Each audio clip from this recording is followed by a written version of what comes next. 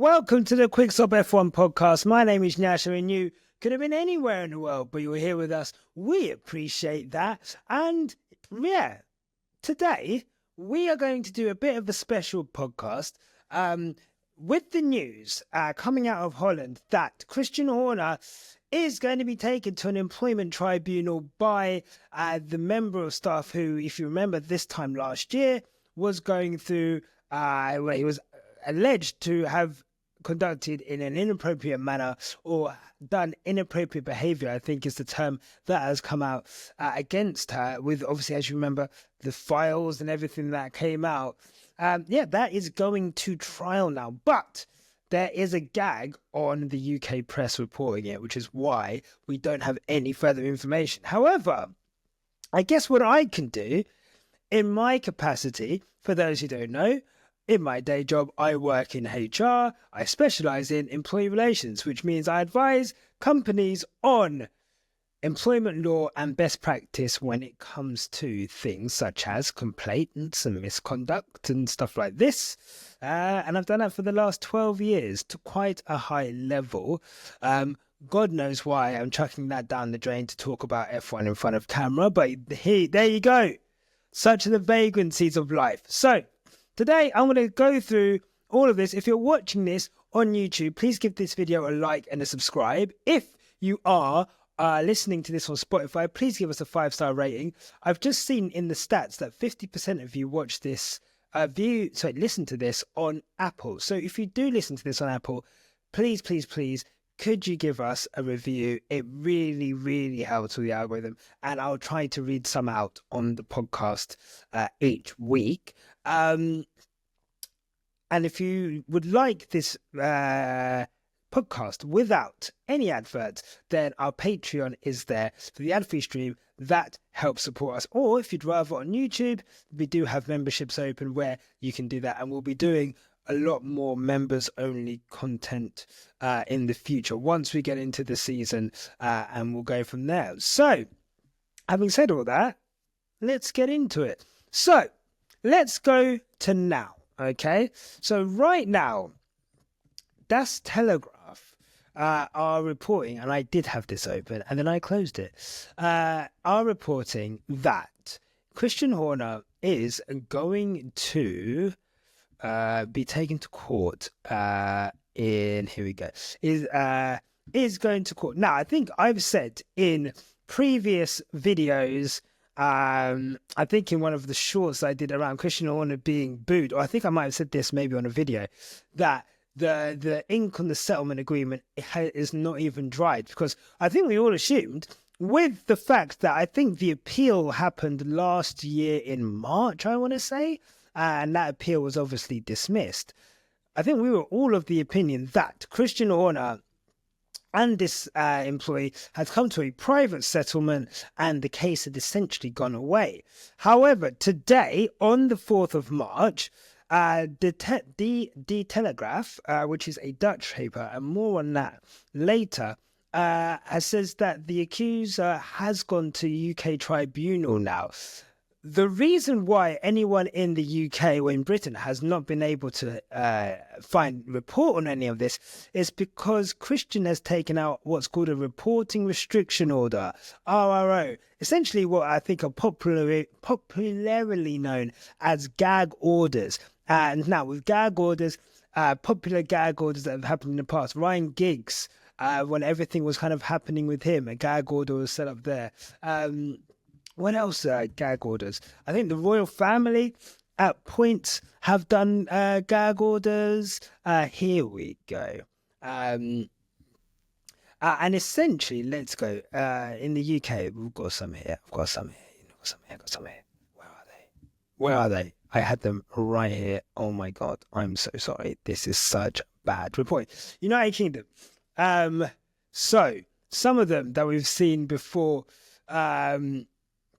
we've seen like super injunctions. Politicians as well have done that. I think we've seen with, I think there was, in terms of like Boris, some of the things that have happened with Boris were under gag orders. So essentially, the press have been unable to report on all of this. But the Telegraph, being a Dutch publication have got the details. So apparently this case will be held or before tribunal in January 2026, which is a while from now.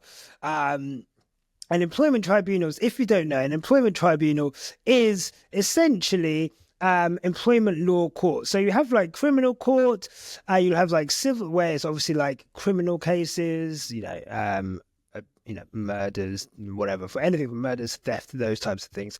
And then you'll have civil court, where someone may take you to civil court as like a business or a person for like money, essentially. Let's say if you owe someone money, you may go to civil court for that. Employment tribunals essentially handle employment cases where an employee feels wronged by their employer, and then if they're not able to resolve that issue, then they will go to employment tribunal. And there's quite a few steps that need to happen before that. And we've actually witnessed all of these kind of play out in the media. And as someone who works in HR, I've found it absolutely fascinating. So let's go with the first thing that happened. So last year in February 2024, and I'm pretty sure this was kind of been that long from the moment I think we found out Lewis was going to Ferrari. I think it might have been a few days later or maybe a couple of days before. The Telegraph come out with a report saying that Christian Horner is basically under investigation for inappropriate behaviour via a complaint made by a female member of staff. Now, what's come out in the press is that this person is their PA. And Red Bull came out and said that after being made aware of certain recent allegations, the company launched an independent investigation. This process, which is already underway, is being carried out by an external specialist barrister. The company takes these matters extremely seriously, and the investigation will be completed as soon as practically possible. It would not be appropriate to comment further at this time. Christian Horner, for what it's worth, completely denied all the claims against him. And everyone knows that it was against Horner for inappropriate behaviour. Now, at this time, right, what we know is that they got a barrister to come in. Now, and I think what happens with a grievance is, when you get a complaint with a grievance, right, you have to investigate. It has to be someone independent. Now, when you have someone at the very top of the company, it's quite difficult because normally you need someone of more seniority to do the investigation so that that person, or at least to be involved in the decision making for the investigation, so that that person doesn't feel intimidated by the employee in question. Also, as a matter of almost confidentiality, you don't, essentially someone at the bottom of the rung probably shouldn't, in the interest of fairness, investigate someone at the top, as it kind of opens up the possibility that it will lose confidentiality. Now, obviously, we're looking at a case here where the employee has come out and they've basically said, they are not, let's not even say that. Somehow, some way, this leads to the press. Now, I think the employee actually said that they didn't leak it. I think it's interesting that this got leaked via the Dutch press. Who within that team has links to the Dutch press? It's obviously Jos Verstappen. Who was the one claiming that the team would implode under Horner? Jos Verstappen. And the fact that today we've now got this news of the tribunal come out via the Dutch press again, with dates, shows that, again, just before the season, again, we're looking at weeks before the season starts, even closer to the start of the season, they've decided to come out again and leak information to the Dutch press.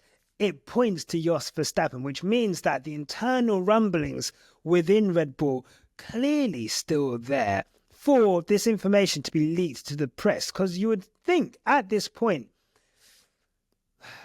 it's dangerous for either side to leak this to the press, because you're starting to, obviously, it's difficult. You're not really supposed to leak this to the press. It's supposed to be a private, private matter. Yes, it's a legal matter now. So for it to go to the press shows that someone's trying to destabilize the process and probably make weaker one of the parties. And in all honesty, the only person being made weaker by all of these accusations and news that it's going to court, and the person who's going to be questioned on it, is Christian Horner. Although Sky, British company, likely won't be able to question him. If we do see anything in the paddock about this, it's likely going to be from Dutch media from around the world, who then maybe Sky Italia may be able to ask, but I don't think Sky Sports News will be able to ask, which is very critical, which means, don't be surprised if we go into the new season, and obviously we're 2 weeks away from 2 weeks and 3 days away from first practice. Don't be surprised in Australia if the British media, especially Sky Sports, do not report on this. How's that for British bias, guys? So, Christian Horner, grievance process. Okay, so I think I've seen a lot of people comment on the process of the investigation, the fact that they have got someone legal in to investigate it. And for sure, a barrister is one of the highest legal court-based roles that you can have. And I think at the time it was a King's Counsel, or QC, Queen's Counsel, KC, which is the highest level of barrister you can get to. So they've brought them in as an independent person. This person has, I think, a few weeks later, let's get it. So the allegations were made on the 5th of February. It wasn't until the 28th of February that the allegations against Horner were dismissed. The statement from Red Bull read, "The independent investigation into the allegations made against Mr. Horner is complete, and Red Bull can confirm that the grievance has been dismissed. The complainant has a right of appeal. Red Bull is confident that the investigation has been fair, rigorous and impartial." The problem with grievances, and especially against grievances against top people, is that at the end of the day, whilst the person is there to be impartial, we don't know all the conversations that take place. We don't know all of the evidence that they were given. We don't know. We have no evidence on the report. Now, if the documents that were leaked the day after, February 29th, are true, if we remember the breadth of documents in these Google files that were dropped, does seem to show. And look, we can't comment on, they seem real, okay? I think people saying that it's AI. I don't think AI can do spelling errors. First of all, AI, most of it's Americanized, so they'd have to go through all of those documents and un-Americanize all of that stuff. But then there's spelling mistakes, there's grammar mistakes, there's some of the pictures are clearly, there's videos which are not, there's a video of Christian Horner singing, Bye bye, Miss American Man, oh, my Jamie, everyone dry. And it's not AI generated. It's genuinely, I've just gone through all of the files today. I'm not going to share them because I don't want to get in trouble. However, I've seen them. They're still around. It's a very quick Google search. If you want to go look through the files yourself, I would encourage everyone to do so to get an idea of the type of relationship at that point in time Christian and this person had. Now, we don't know if this evidence was put into the investigation. We don't know how much more on top of this was put in the investigation. We don't know at what point in time these texts were sent, although I think June was on one of the screenshots, but we don't know what happened before then or after then. But what they do seem to paint is a CEO talking incredibly inappropriately to their PA, with the PA trying to rebuff the advances of her boss consistently. And we're talking about someone asking for selfies, asking for topless pictures. We're talking about someone who has asking, making innuendo about their legs, stretching their legs is one of the texts that I saw.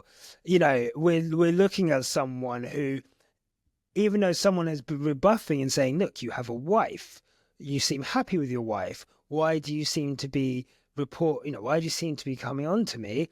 And I think one of the things he, keeps repeating, like, oh, you're judging me for the way that I live my life. Almost saying you're judging me for the fact that I want to cheat on my wife, which is hilarious. So let's say, for example, that even formed part of the evidence, and we'd assume with the leak of it that it did form part of the evidence.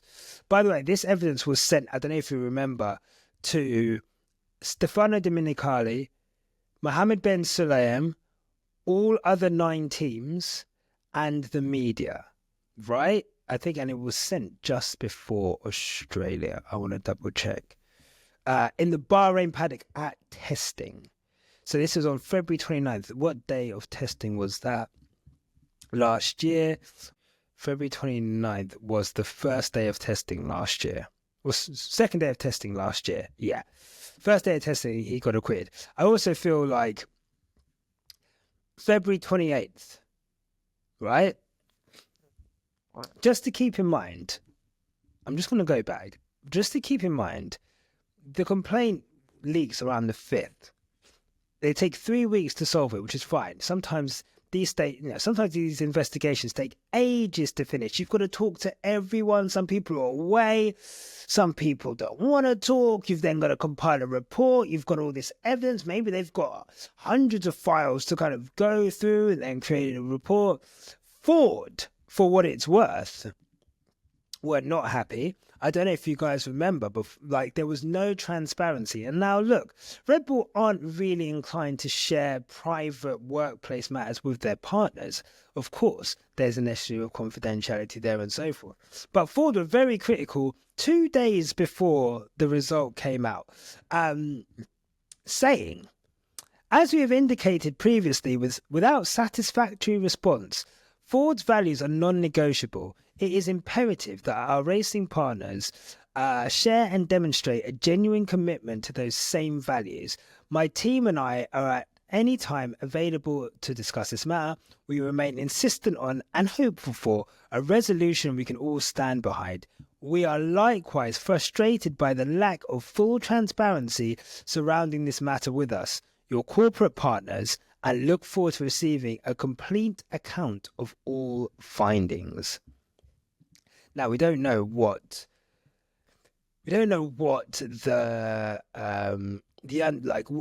I personally don't know how much a corporate sponsor would need to know about grievances and so forth that come in the company. The problem with this is, and again, let's go back to the inappropriate behavior thing. If those leaks are true,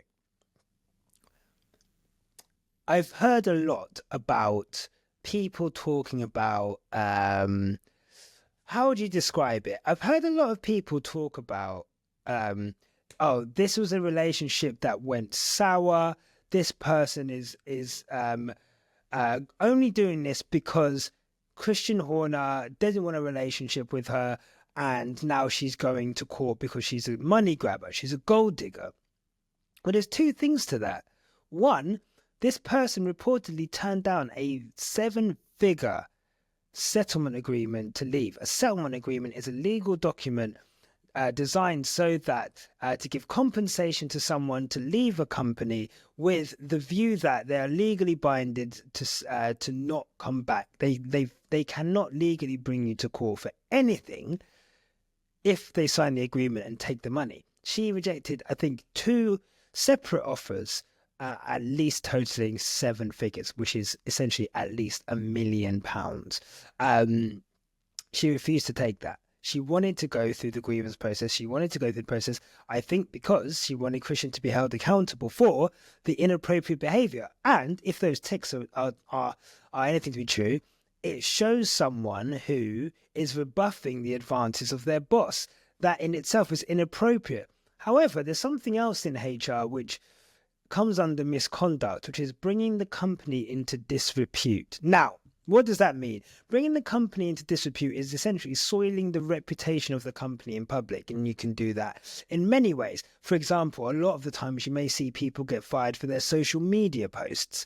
That is because, when you see racists, for example, get fired from their job because they're posting racist things online, or they get caught being racist in public, and then people find their employer, and then they get fired.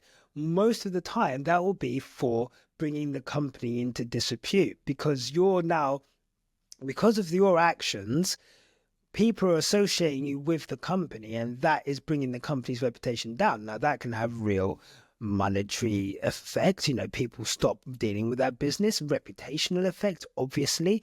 And that affects so many parts of the business. It's harder to hire people. People start leaving. All of those types of things. So it's a big thing for businesses. You would assume that Christian Horner, throughout this whole thing, at the very minimum, one of the things that they're looking at is, has he brought the company into disrepute through this inappropriate behavior?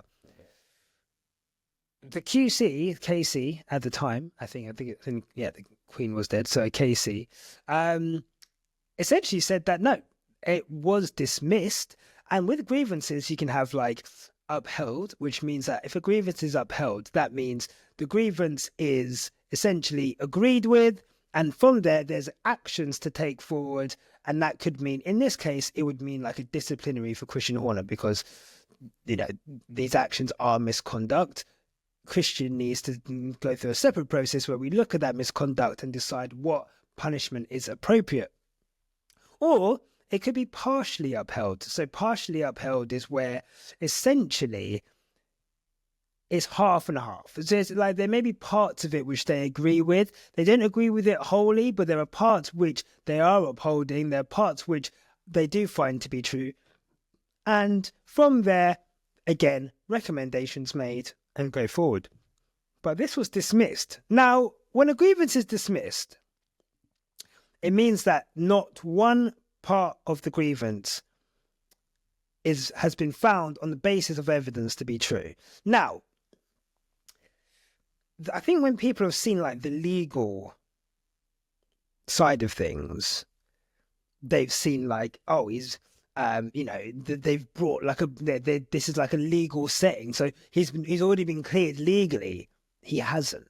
They brought someone with a legal background to come and do the investigation, and this is what they found. Now, I don't think I need to tell you guys that people within the law are not always right, but also, again, two separate people came in. That's what they found. What they need to look at is, based on the balance of probability,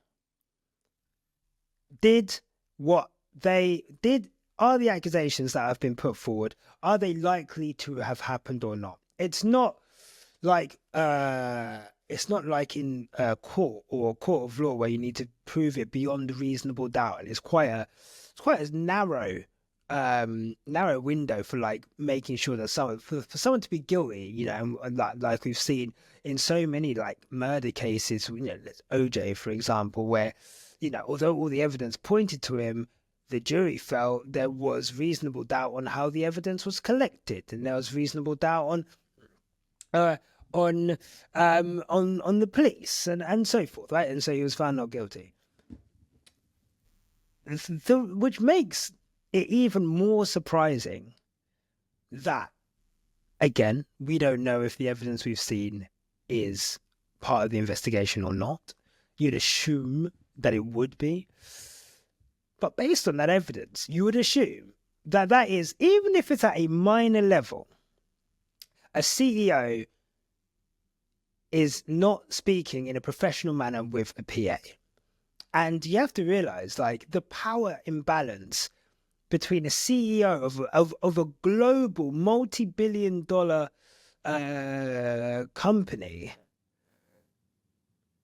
The CEO of a multi-million-pound company who sits within a multi-billion-pound company, the face of, one of the faces of a global sport. That this isn't just I don't know. And again, I'm not to minimize it, but this isn't the boss of a shop, right? This is a boss who has media influence. This is the boss who has political influence. He was at number 10 last year.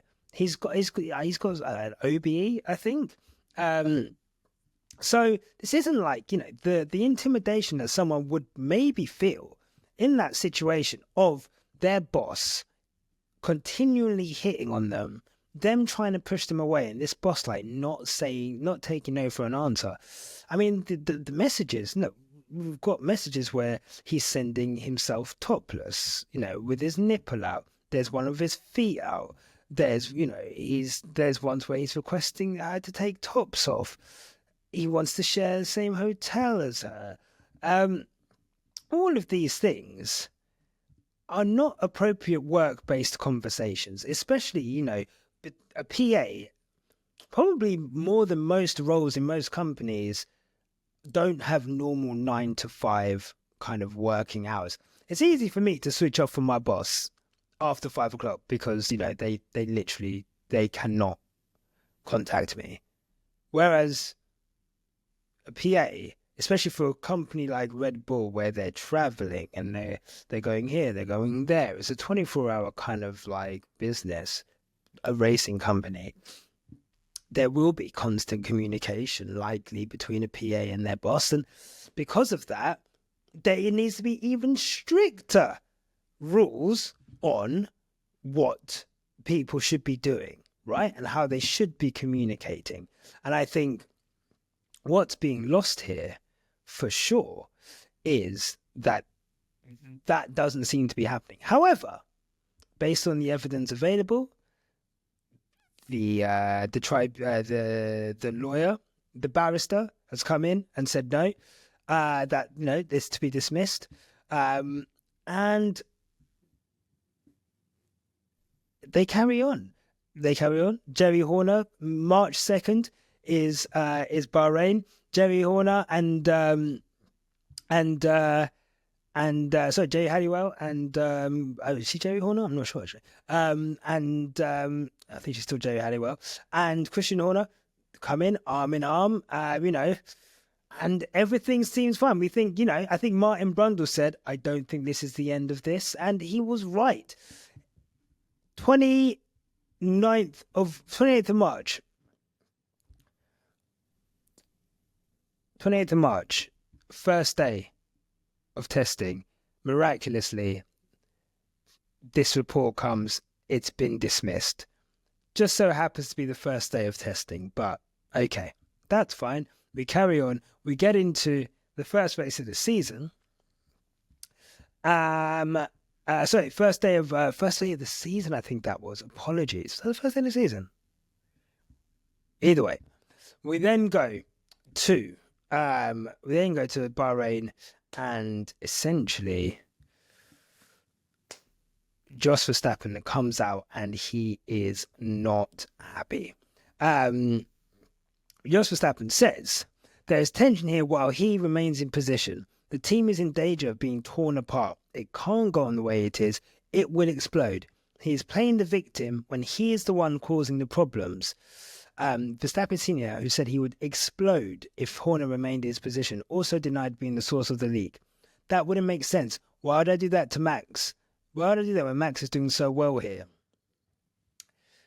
The problem is, someone is leaking this to the Dutch press. Now, there is a subsequent power struggle last year, I don't know if you remember, between Helmut Marko and Christian Horner, with Christian Horner almost looking to push Helmut Marko out. And within that, we have the start of the period of time where Max Verstappen sort of threatens to leave the team. Max doesn't seem happy. Obviously, his dad's not happy. But Helmut Marko comes cast out, and he says that he could either face suspension or leave of his own accord amid media reports that the 80-year-old was under investigation in connection with the information leaks around Horner. And Max basically said he has to stay. And he said, essentially, if Helmut Marko leaves, I leave. So then it's clear that Helmut Marko, someone we know, is clearly constantly going to the press, is likely to be the one behind the leaks. And they've started again. Now, with what's happened, after an appeal, you've got a period of time where you can put in what's called an early conciliation to ACAS. What does ACAS stand for? ACAS is the... what does it even... what does ACAS actually fucking stand for? Like, real talk. I actually don't know. What does ACAS stand for? ACAS stands for Advisory, Conciliation and Arbitration Service. So, in the UK, if you want to take your employer to court, you have to go through what is called ACAS. And they have to basically act as a mediator between the employer and the employee to try and reach a resolution before it goes to court. This way, not every single issue that employees have with their employer go to court. Now, what can you take people to ACAS for?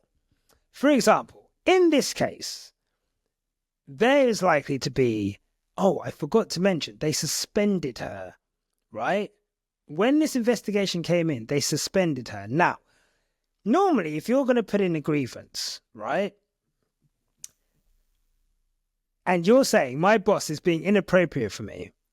As a HR professional, what I would be advising is, we probably need to suspend the more senior person whilst we investigate this. Because if it's true, we need to take them away from the ability to maybe do this to other people. We need to question. There's all kinds of things that need to be considered for this to basically be something that would result in a suspension, right? However, what has happened instead is that they've suspended the employee in question. Now, that is weird, right? Like, someone says, I'm being sexually harassed by my boss. Your immediate thought isn't, okay, we should suspend that person. There's actually case law within the UK where someone has taken their employer to court because they've suspended them. It was actually during a disciplinary where they were accused of something. They were suspended whilst the investigation was going on, found to have been not guilty, but then still took the company to court, saying that there was an implication of guilt by suspending me, and therefore that caused reputational damage for me, where I couldn't stay in my job and I had to leave. So that was constructive dismissal. What's constructive dismissal? Constructive dismissal is where you are felt to have been, you feel that you've been essentially forced to quit your job. You might have resigned, but you feel like the behavior of the company towards you put you in such a position that you could not fathom staying in your job anymore and you had to leave. Having looked at that casework and looking at what's happened here, for her to be suspended, saying that she's been sexually assaulted and they've kept Christian on, is a big statement from Red Bull to either imply that these accusations are so vexatious. So vexatious is when you're lying, essentially. You're saying something to essentially, again, soil someone's reputation. You're saying it not in good faith. So if I put in a complaint against you knowing that I'm lying, that's a vexatious complaint. So they're saying, essentially, that not that the blame lies with her, but that the issue lies with her. So with this complaint, we are suspending. Now, we don't know whether this person was under investigation themselves for like a disciplinary and inappropriate conduct, which we don't know about, and then they put in this grievance as a stalling thing. We don't know. However, it's interesting because now they're going to court. So they have to go to ACAS, And you have a month, I think, with ACAS. How long? I should know this. How long for early conciliation? Typically last up to 6 weeks. So during this period, you'll have an intermediary who will message the business and say, this person's put in a complaint. Would you like to resolve it? And at that point, the business may say, yep, we want to talk about a settlement, and then they'll go back and forth over money, or the business will go, no, we don't believe we've done anything wrong. We're happy to go to court. It would appear that that period has not worked, clearly, because then after that, you've got 3 months to put in a claim. They've clearly done that, and now the court date has been set for January 2026, which is 9 months from now. So, or 10 months from now. So, that means that this person would have likely been offered a lot of money. Like, and to be fair, between now, what we often see between now and the court case is that the legal team on both sides, well, the legal team on the side who are being taken to court, especially in cases of public interest, they will be doing their best to settle this out of court, even if it means paying more than what the court may decide to pay them. Even if they don't think they've done anything, even if they think Christian is completely innocent, they will be 100% trying to settle this. Why? Because employment tribunals are public cases. People can go in and sit in a courtroom and listen to every last piece of evidence. Now, the British media won't be able to report on it, but foreign press can. I've been sat in tribunals where Bloomberg was there, where BuzzFeed was there, where I can't remember, there was like another Financial Times were there, listening to every word of the case. It was a 5-day case. They'd be there every day, taking notes and then reporting on what it was after that. I think the case that I had was a case regarding bullying in the civil service, so like the UK government, over essentially trying to suppress someone saying that COVID was worse than they projected, and they need to essentially they need to take more serious action. And they felt they were bullied as a result of that, and constructive dismissal, forced to leave their job. And they lost. The government lost. But that was being reported on every single day. That is what is going to happen in January if Red Bull do not get a hold of this. And they will be scrambling to get it done. I personally believe that they will make an offer too good to refuse to this employee. However, this employee has probably at this point refused multiple settlement offers. Either they are, let me put this in a way that's, I don't think money is their chief concern here. Because if it was, they were offered 7 figures last year. They didn't take it. I think what's happened has made everything worse. I think they want this to be as public as possible. I think they want the world to know how Christian Horner's made them feel, and I think they want accountability from Christian, which has not been forthcoming. Let's just say that clearly, because when you put in a grievance, you have to say what you want as a resolution to the grievance. And for me, looking at it, given that they offered money and she said no, it feels like what they want from the grievance is for Christian to be held accountable for his inappropriate behaviour, something which hasn't happened because both the grievance and the appeal was dismissed. So, with this tribunal, what will happen is there will be the Red Bull legal team, there will be her legal team. At this moment in time, a date is set. The judge will ask if they want to go into mediation, and you can accept that if you want to go into mediation before the trial starts.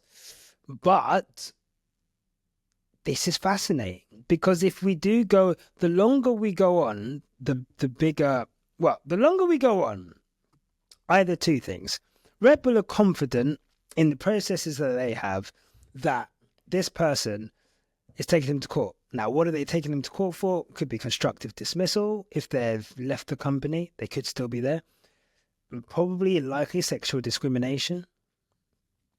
We don't know if there's any other kind of characteristics, that protected characteristics. We don't know if this person has like a disability or their ethnicity is, and so forth.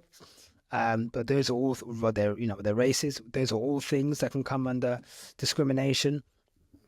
So yeah, like, this could be a really big case if it goes to court, because the numbers associated with something like that are, I almost think the numbers associated with that are smaller than whatever Red Bull are offering at, which makes me think that if someone is willing to pay for legal, go through court, reject 7-figure settlement, that they are not concerned with money. However, I would be so surprised if this case did not end up in settlement, as we see with loads of other cases, because it's such a high-profile case.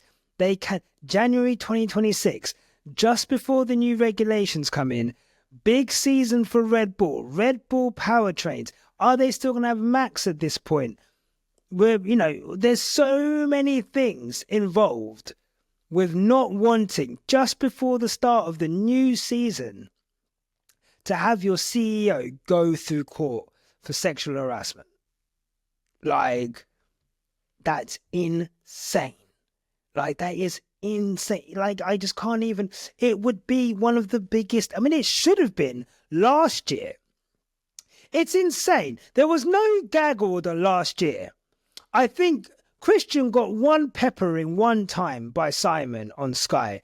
But other than that, there's been... I mean, look, I know there's the whole thing of you can't report on what you can't prove, right? People have to be careful about libel and defamation, all of those things. But I still think it's incredible that Christian Horner clearly brought his company into disrepute, clearly has created divisions within the team, to the extent that Jos Verstappen came out and said that Max isn't happy. Max doesn't seem that happy himself and was not very effusive in his defense of Christian Horner. Adrian Newey left the team and was able to negotiate, as a result, a much shorter gardening leave, directly impacting on Red Bull, meaning he can go and work for a rival even quicker. Multiple people leaving Red Bull for pastures new. Talks of a toxic work environment. We won't even get into other things which have come out recently. God forbid a man puts on a wig and makes fun of your book. But you put all of those things together, he has had a very easy ride. The Thai Red Bull side of things stood next to him on the grid, I think in Saudi Arabia last year. They were happy to come out and stand next to him. That's their man. They're backing him. Clearly not brought the company into that much disrepute on that side then. So maybe from what they've seen in the report, everything's fine. But it's fascinating that a company of Red Bull size has not managed to get this case settled. As someone who's worked on settlements, they must be pulling their hair out that this news has come out. So for the next... Christian Horner is going to be asked about this by someone in 2 weeks' time. He has to be. And he will come out with a statement. We went out... I could probably... If I was going to word that statement, I would probably say... what would the statement say? It would be like, I can't really comment on any legal issues at the moment, although there was a process that went underway, an impartial process, which, cleared me of any wrongdoing. And, and the company are pretty happy that that was a fair and impartial process. I can't really comment on anything else at this time. Let's see. It will be something around that. That's how I would word that statement if I was asked to word that statement. But yeah, it's just really interesting. Really interesting. I find it mad that he's still in his job. Like, just based off the leaks alone, it's insane. If you'd asked me last year when those leaks come out, did I expect Christian Horner to still be in his job? I would have been like, no fucking way. There's no way he keeps his job. But he kept in there. And I don't think Max Verstappen expected him to keep his job. I don't think Helmut Marko expected him to keep his job. Jos Verstappen most certainly didn't expect him to keep his job. So this Red Bull drama that's going on is just going to keep going on and keep going on and keep going on and keep going on. Because clearly Christian's actions, to some extent, have caused enough of a rift that his own team, someone in his own team, is leaking stories to the Dutch press. And forgive me, but you wouldn't expect a British PA to be leaking things to the Dutch press if she wanted to make this case heightened to drive more money. You have a Dutch driver in your team with a Dutch dad, Austrian team leader. Between the three of them, one of them or all of them are looking yet again to put Christian Horner in the dirt. And one thing about Christian, he will hang on to that with his fucking dirty fucking fingernails. He will hang on to that. And in all honesty, at one point, from a HR perspective, I would have definitely said there's some inappropriate behaviour there if what we saw in that evidence is true. If what we have been led, like if that stuff is true, then that is really inappropriate behaviour. That is like intimidating. That's abusive. That is manipulative. It's just unprofessional. It's completely unprofessional. How anyone can look at that leak, and again, if it's true, look at those leaks and say that he, as a CEO, was acting appropriately, then I don't know. I don't think you've ever been in a workplace, to be honest. And if you think you can act appropriately like that in your workplace, I'd love for you to try it and see what happens. Because you don't have the power that Christian Horner does. You definitely don't have the money he does. You will get fired. Quickly. With the quickness. No fucking notice. So yeah. Anyway, I hope that's illuminated things somewhat. It's quite fun to just go through the timeline of that. And I just had that kind of stuff I wanted to get off my chest. But let me know what you think in the comments. What you think is going to happen. What you think of the fucking driver photos and texts. It'll be really interesting to see what you guys think. We'll be back. I'm actually off to Milan this weekend. But we'll be back with a season preview podcast on Monday. And then the season starts on Friday, Saturday, Sunday. Like, off we go. So yeah, really, really, really, really, really, really looking forward to that. There'll be some live streaming. Oh my God, if you've got this far, please give this video a like and a subscribe. Thank you to all the new subscribers. Trying to get to, I think, 5,400 this week. So, a long road to that. We've still got a way to go, but if you haven't subscribed already, please do. If you are listening on Spotify, please leave a 5-star review. If you're on Apple, please leave a review. Really helps. If you'd like an ad-free stream, there's Patreon. Or if you just like to support us on YouTube, memberships are open. Thank you so much, guys. Have a lovely day. And a word of advice. If someone in a wig makes a video on YouTube making fun of your book, don't reply to them dismissing the words in your book. You don't look great. It's not good PR. But you're welcome for all the marketing. Have a lovely day. Take care. Until next time, keep it on the black stuff. Toodle pip.